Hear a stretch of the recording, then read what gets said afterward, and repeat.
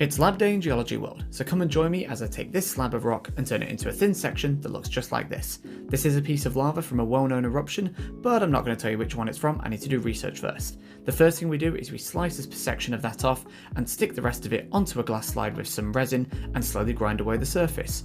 Over time it gets thinner and thinner, and to check how thin it's coming along we can either measure it or we can look at the optical properties of the minerals under this special lens. So you'll see that some of the minerals are changing colour as I rotate it under this polarised light, and this tells me actually how thin the section is getting. So we repeat that process over and over, slowly grinding away the process.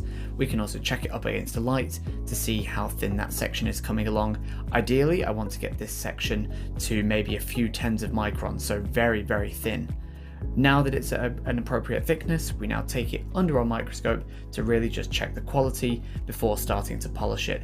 And as we can do this handy little trick looking through the lens with the camera, you can see all of the crystals inside this rock. And so that is how we take a section of rock and turn it into a thin section.